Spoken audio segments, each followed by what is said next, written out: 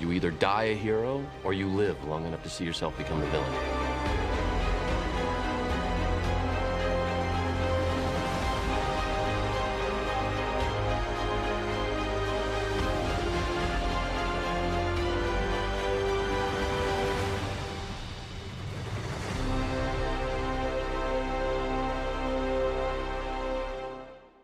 Bonjour à tous et bienvenue dans une nouvelle vidéo du Panthéon des héros. Après avoir fait plusieurs vidéos sur l'histoire du Seigneur des Anneaux mais également des autres âges qui ne sont pas traités dans les films, je pense que c'est enfin le moment de parler de l'un des personnages principaux du troisième âge. Je veux bien sûr parler de l'héritier d'Isildur, du descendant des rois Núménoriens, Aragorn. Tout d'abord, avant de commencer la vidéo, je vous précise à nouveau que j'ai fait des vidéos qui traitent de la chronologie du deuxième et du troisième âge. Dans le deuxième âge, notamment la chute du royaume Núménorien, les ancêtres d'Aragorn. Je vais pas revenir dessus dans cette vidéo parce que je vois pas trop l'intérêt de me répéter. Donc je vous mets évidemment le lien vers ces vidéos. Enfin, dans la deuxième partie de la vidéo, après avoir traité de l'histoire d'Aragorn, je vais faire un petit peu comme Griffiths et vous donner un peu une opinion sur Aragorn, sur son développement. Mon avis, comment il est traité dans le film notamment. J'ai pas forcément de quoi faire une analyse psychologique comme je l'ai fait avec Griffiths, je le ferai que quand ça vaut vraiment le coup. En tout cas, je vais le traiter un petit peu de cette manière dans la fin de la vidéo pour vous expliquer comment moi j'ai perçu son évolution et quelques petits aspects. Et également, je vais faire dans l'histoire d'Aragorn, je vais vous donner des petits détails sur l'histoire donnée par les films, mais je vais également donner des détails sur l'histoire donnée par les livres, donc si jamais c'est l'un ou l'autre, évidemment je le préciserai parce qu'il y a quand même quelques divergences entre l'un et l'autre. Aragorn, le deuxième du nom, naquit le 1er mars 2931 du troisième âge. Son père, Arathorn II, est le 15e chef des Dunédains du Nord, des lointains descendants des Núménoriens d'Arnor, ainsi que de Gilraen, une descendante d'Aranath, le premier chef des Dunédains du Nord. Aragorn est également un très lointain descendant d'Elros Tar Miniature, le premier roi du Núménor, ainsi que d'Erendil, le premier roi du Gondor et de l'Arnor. Aragorn est de ce fait le dernier descendant de la lignée des rois du Gondor et des Núménoriens. Alors qu'Aragorn n'était âgé que de 2 ans, son père Arathorn II se fait tuer par une embuscade orque alors qu'il les poursuivait afin de les tuer. Il était alors en compagnie d'Eladan et Elrohir, les deux fils d'Elrond, qui survécurent à l'assaut. Gilraen ainsi que son fils vont aller se réfugier à Imladris pour pouvoir éduquer et protéger Aragorn. Sa mère, craignant que sa lignée ne porte malheur à ce dernier, demanda à Elrond de lui cacher ses origines d'héritier d'Isildur et de descendant d'Elendil. Suivant la demande de Gilraen, Elrond n'annonça pas à Aragorn ses origines et il le fit appeler Estel. La mère du jeune Aragorn décida par la suite de résider un temps à Foncombe avant de retourner auprès de son peuple, laissant son fils à la cité elfique.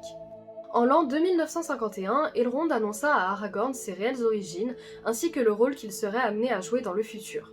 Il lui confia l'anneau de Barahir ainsi que les morceaux de l'épée Narsil, épée ayant permis à Isildur de trancher le doigt de Sauron et de lui arracher l'anneau unique.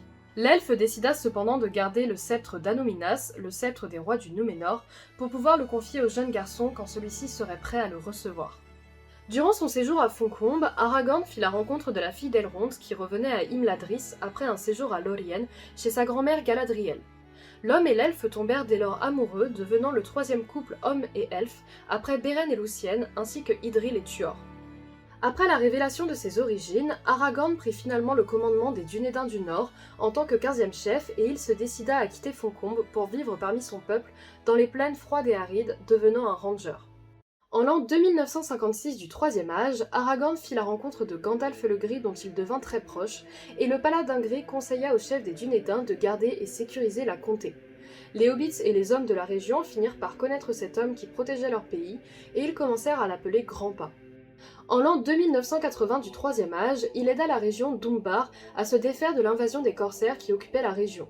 Aragorn tua lui-même le chef des corsaires avant de s'en aller pour Lórien, où il rencontra à nouveau Arwen.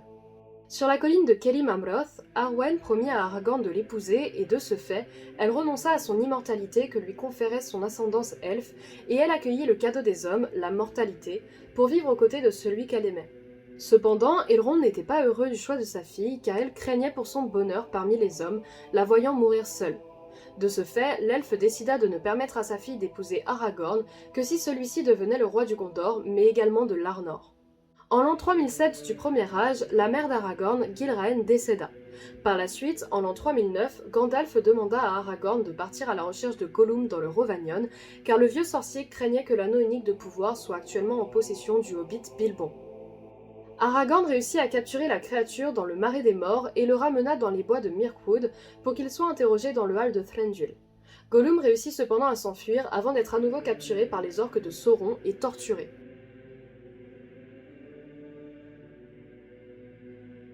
En l'an 3018 du Troisième Âge, alors qu'Aragorn vaquait à ses occupations, il fut informé par son ami elfe Gildor que les 9 Nazgûl étaient à la recherche du hobbit Frodon Sake et que Gandalf avait disparu. Aragorn décida alors de se rendre à l'auberge du Poney Fringant afin de rencontrer les hobbits. Aragorn se présenta alors face aux hobbits et se proposa de les aider.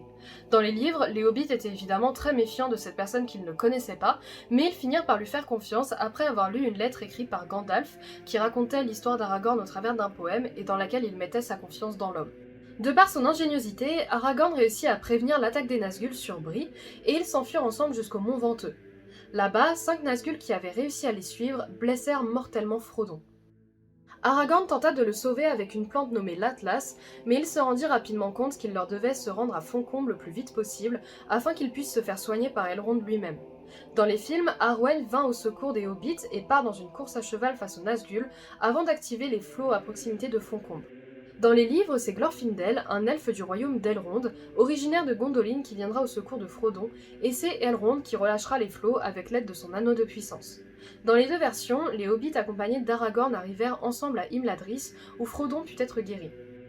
Après le retour de Gandalf auprès des hobbits, le Conseil de l'Anneau prit place, composé d'elfes, d'hommes et de nains, ainsi que de Gandalf et Frodon, le porteur de l'anneau. Aragorn révéla à Boromir, le fils de l'intendant du Gondor, qu'il était l'héritier d'Isildur, information que celui-ci accueilla avec difficulté, affirmant que le Gondor n'avait pas de roi et qu'il n'en avait pas besoin. Elrond affirma durant le conseil que l'anneau devait être détruit dans la montagne du destin. Frodon se proposa alors de l'y porter, voyant la querelle que cela entraînait, et Aragorn se rangea immédiatement de son côté, souhaitant l'aider dans sa quête. La communauté de l'anneau fut formée, composée de Frodon, Gandalf, Aragorn, Legolas, Gimli, Sam Gamgee, Pippin et Merry. Dans les événements du livre, c'est à ce moment-là que Narsil est reforgé en Anduril et confié à Aragorn. Alors que la communauté tentait de passer par l'Eregion, ils se rendirent rapidement compte que la tâche serait difficile. Aragorn demanda à Gandalf de passer par le pic de Caradhras, mais là-bas, Saruman les attendait avec une tempête de neige qu'il avait appelée. Les hobbits ne pouvant survivre dans cette tempête, il fut demandé à Gandalf de rebrousser chemin pour passer par les mines de la Moria, ce qu'il refusait jusqu'à présent. Au vu du danger que couraient les hobbits, le sorcier finit cependant par demander à Frodon de choisir, et ce dernier décida de passer par les mines. Dans les mines, ils furent cependant attaqués par les gobelins qui habitaient l'endroit dans la chambre de Mazarbul. Alors qu'ils fuyaient leur ennemi qui commençait à les encercler, les créatures s'enfuirent à l'arrivée du Balrog. Gandalf réussit à retenir le Balrog au sacrifice de sa vie sur le pont de Khazad-dûm, permettant au reste de la communauté de l'anneau de s'enfuir. Une fois sortis des mines, la communauté n'eut pas le temps de pleurer la mort du sorcier qu'Aragorn les pressa à se lever pour partir. Ils se rendirent ensemble en Lórien pour faire la rencontre de Dame Galadriel, qui leur offrit à chacun un présent avant de les laisser partir sur la rivière Anduin. Après avoir passé l'Argonath, la communauté se décida à camper à Pathkalen. Là-bas, Boromir, qui depuis le début était de plus en plus séduit par l'anneau, employa la force pour se saisir de l'objet que détenait Frodon. Ce dernier réussit à s'échapper en passant l'anneau à son doigt, devenant invisible et abandonnant l'homme derrière lui à ses supplications. Boromir regretta immédiatement son geste, mais il était trop tard. Frodon s'enfuya jusqu'à Amonen où il se retrouva face à Aragorn, et ce dernier réussit à échapper à la tentation de l'anneau, comprenant les intentions du Hobbit, et le laissa partir. C'est à ce moment-là que des orques de Saruman attaquèrent la communauté de l'anneau, et Aragorn réussit à se battre vaillamment, permettant à Frodon de s'enfuir. Le Ranger réussit également à rejoindre Boromir avec Gimli et Legolas, après avoir entendu le corps du Gondor, et ils le trouvèrent mourant, transpercé de 3 flèches dans le torse en défendant Merry et Pippin. Aragorn accompagna Boromir dans sa mort, lui tenant la main jusqu'à la fin, alors que l'homme reconnaissait finalement le Ranger comme son roi.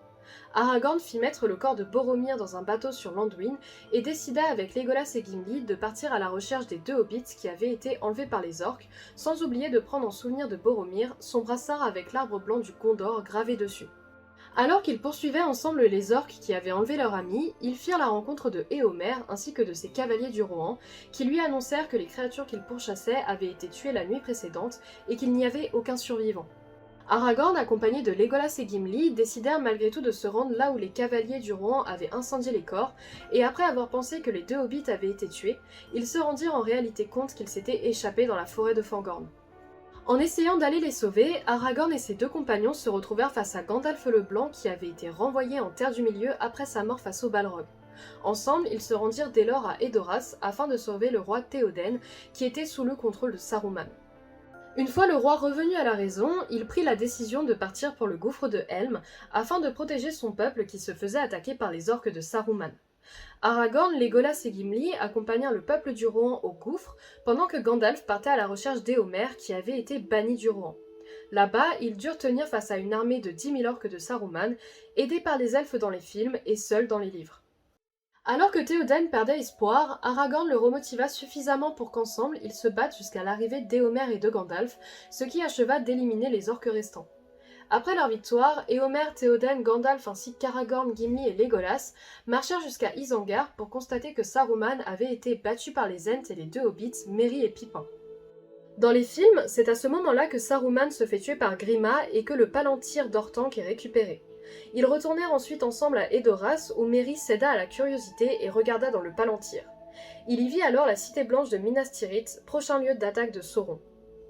Gandalf partit dès lors pour la cité avec Merry, laissant Théoden aux soins d'Aragorn, qui devait se tenir prêt à intervenir à Minas Tirith avec le Rohan si les feux d'alerte du Gondor s'allumaient. Suite à l'intervention de Merry qui alluma les feux de détresse contre l'avis de l'intendant du Gondor Denethor, les troupes du Rohan se mirent en marche vers la cité blanche accompagnées d'Aragorn. Avant d'arriver sur le champ de bataille, Aragorn fut demandé par Elrond dans la tente de Théoden, et c'est à ce moment-là dans le film que le descendant d'Isildur récupère l'épée Anduril. Aragorn sait par la suite ce qu'il doit faire, et accompagné de Gimli et Legolas, il prit le chemin des morts pour aller demander aux hommes de Donarrow de compléter leurs promesses. Après avoir confronté le roi des morts avec l'épée d'Isildur et rappelé leurs promesses aux bandits, il alla combattre les corsaires d'Umbar avec sa nouvelle armée et réquisitionna leurs bateaux. Dans les films, il n'est accompagné que de l'armée des morts ainsi que de Gimli et Legolas, alors que dans les livres, il est également accompagné des rangers Dunédain, d'hommes et de soldats. Par bateau, il arriva au champ de Pelennor et il éleva un étendard brodé par Arwen, sur lequel était montré l'arbre blanc de Minas Tirith ainsi que la couronne du Gondor et les 7 étoiles de la maison d'Elendil. L'arrivée d'Aragorn et l'intervention de Théoden permirent aux hommes de gagner la guerre face aux troupes de Sauron. Après la bataille des champs de Pelennor, Aragorn guérit Faramir qui avait été blessé par son père, ainsi qu'Éowyn et Merry qui avaient tous les deux été touchés par un mal profond à cause de leur duel face au roi sorcier Dangmar. Par cette action, Aragorn se révéla au peuple du Gondor comme l'héritier du trône dans les livres, car il est dit que les mains d'un roi sont les mains d'un guérisseur. Dans les films cependant, ce passage est largement éclipsé, même si on peut voir quelques brides de cette guérison dans la version longue. Malgré cette victoire qui redonna du courage aux hommes, Aragorn avait conscience que Frodon avait encore besoin d'aide en Mordor pour pouvoir atteindre la montagne du destin sans se faire repérer par Sauron. Le Ranger prit dès lors la décision de se présenter auprès du Seigneur des Ténèbres au travers du Palantir. Aragorn décida par la suite de se rendre aux portes noires du Mordor, conscient que Sauron ne pourrait résister à l'envie de tuer le dernier descendant des Núménoriens, le dernier héritier d'Isildur. Il avait en effet raison car le Seigneur des Ténèbres vida le Mordor, laissant le chemin libre pour Frodon. La bouche de Sauron fit alors son apparition, prête à battre Aragorn et proclamant que le Hobbit avait été capturé et torturé. Ne pouvant entendre ces mensonges, l'homme le tua d'un coup d'épée. Frodon et Sam réussirent alors de leur côté tous deux à détruire l'anneau, ce qui mit fin au règne de Sauron, marquant également la fin du Troisième Âge.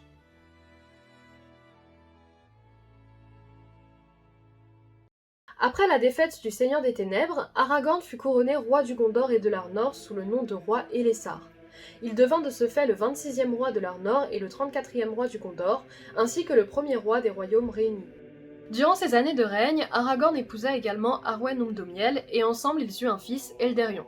Le règne d'Elessar fut connu comme étant un règne de prospérité et d'harmonie, que ce soit entre les elfes, les hommes et les nains, et il créa une forme d'entente vraiment persistante. Il fit également reconnaître les hobbits comme héros, et Merry, Pippin et Sam furent nommés conseillers du roi. Il permit aux hobbits de vivre en paix dans la comté, mettant la région sous sa protection et interdisant l'accès aux hommes, et à la mort de Faramir ainsi que de Merry et Pippin, il leur permit d'être enterrés au Rath d'Inen à Minas Tirith, les uns à côté des autres. En l'an 120 du 4e âge, Aragorn s'éteignit et Arwen, sa femme, s'en alla mourir dans la forêt. Son fils Eldarion lui succéda dès lors sur le trône, perpétuant la lignée royale d'Aragorn. Pour ce qui est par ailleurs des autres événements du 4e âge, je ne vais pas forcément revenir plus dessus parce que j'ai fait à nouveau une vidéo à ce sujet-là, et que en soi, les actions de Aragorn en tant que roi, ainsi que ce qui s'est passé avec les hobbits, résument à peu près tout ce qu'on sait du 4e âge, donc si jamais vous voulez en savoir un petit peu plus, je vous le mets dans le petit ici.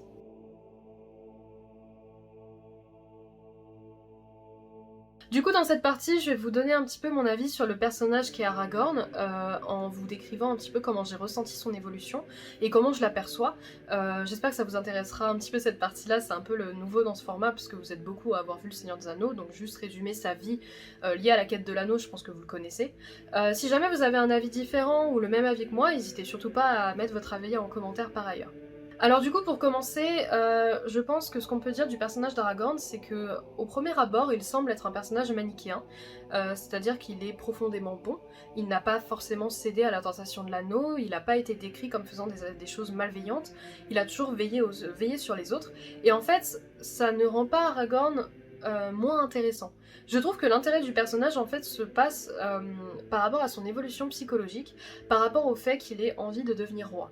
On commence le film avec Aragorn qui est absolument pas sûr de sa destinée, qui en effet est au courant qu'il est l'héritier d'Isildur, le dernier héritier du Gondor, mais on le voit très clairement ne pas être prêt à devenir roi, que ce soit au moment où il est confronté à Boromir, ou quand il prend Narsil. Il le dit à Arwen également qu'il a peur de sa lignée, qu'il a peur du sang d'Isildur, parce qu'il craint de faire les mêmes erreurs que son ancêtre. Et ça c'est exprimé à plusieurs moments, donc je trouve que c'était un aspect qui était vraiment intéressant d'Aragorn. Et en fait il va commencer réellement à évoluer à partir de la mort de Boromir. Parce que Boromir, ça va être un petit peu l'évolution d'Aragorn, mais du point de vue extérieur, c'est-à-dire qu'il ne le reconnaissait pas comme roi, tout comme Aragorn ne se sentait pas prêt à être roi, et il va au fur et à mesure changer d'avis par rapport à Aragorn, et Aragorn va avoir le même parcours, il va changer d'avis par rapport à lui-même, et au moment de la mort de Boromir, celui-ci va du coup l'appeler mon capitaine, mon ami, mon roi, et il va le reconnaître comme étant le roi du Gondor, en effet comme étant plus légitime que son père, l'intendant du Gondor. Pour moi, c'est d'autant plus marqué par l'action qu'a Aragorn de prendre le brassard de Boromir après sa mort. Ça peut être vu comme un élément de souvenir par rapport à son ami, parce que Aragorn appréciait fortement Boromir, mais également comme un signe d'acceptation petit à petit de ce qu'il est par rapport au Gondor, parce qu'il porte pour la première fois l'étendard du Gondor, l'arbre blanc de Minas Tirith. Donc ça c'est vraiment ce qui pour moi va être la première grosse coupure avec Aragorn, et ça va se faire en fait petit à petit quand il va avoir des actions de bravoure au gouffre de Helm, mais également durant la bataille, durant tout le troisième film, notamment avec l'acquisition de Narsil.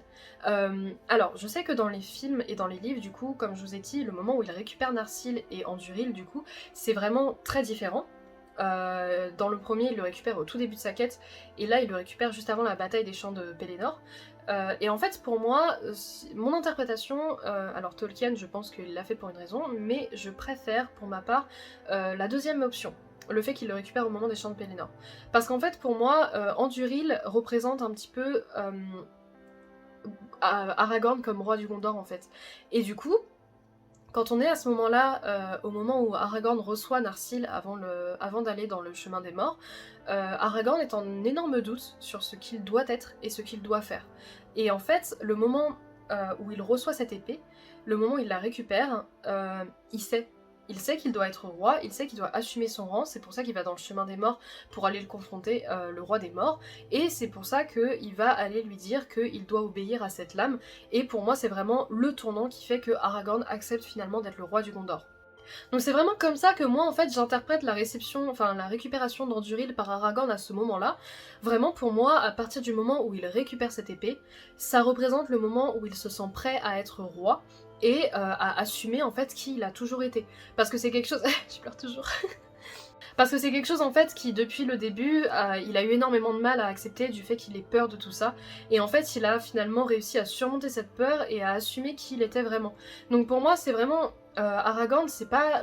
son combat face au mal qui est intéressant, c'est son combat interne face à lui-même en fait, et face à ses peurs. Parce qu'il avait peur d'être comme Isildur, et il avait peur de céder à l'anneau, il avait peur de pas être à la hauteur, et au final, avec tout ce qui s'est passé, et sa pureté d'âme, parce que c'est quelqu'un qui est très pur, qui a vraiment les bonnes manières de faire, qui est vraiment très respectueux de tous les êtres qu'il rencontre, tout ça l'amène finalement à être le grand roi qu'il a fini par être dans le 4e âge, et du début à la fin, Aragorn aura finalement été quelqu'un de très droit, mais à nouveau comme je vous dis, la nuance de ce personnage arrive finalement dans son combat interne. Et du coup c'est dans cette interprétation d'Anduril que je me suis fait un tatouage récemment qui est celui-là, que je vais vous montrer un petit peu de plus près. Et en fait, pour moi, comme Anduril représente cette idée qu'Aragorn a fini par accepter qui il était dans le moment où il doutait le plus en fait, j'aime beaucoup la symbolique, et devant se trouve la fleur du roi qui est la Simbelmine, et qui a pour signification le souvenir éternel. Elle fleurit tout au long de l'année, qu'il fasse froid, qu'il fasse chaud, et du coup j'aimais cette symbolique de composition des deux qui était la persévérance. Bref, je vous raconte un petit peu ma vie, mais voilà, je voulais vous montrer mon tatouage. Du coup, je vous remercie d'avoir regardé cette vidéo, j'espère qu'elle vous a plu, même si pour certains je vous apprends peut-être pas grand chose. Mais j'aime bien faire ces espèces de vidéos un petit peu biographie et donner mon avis à la fin. Ça me plaît plutôt bien à faire. N'hésitez pas à conseiller d'autres personnes, d'autres personnages de jeux, de films, de livres dans les commentaires pour le prochain Panthéon des héros. Et si ça vous a plu, n'hésitez pas à mettre un like, un commentaire, à partager la vidéo évidemment. Et moi je vous dis à la prochaine pour une autre vidéo. Ciao!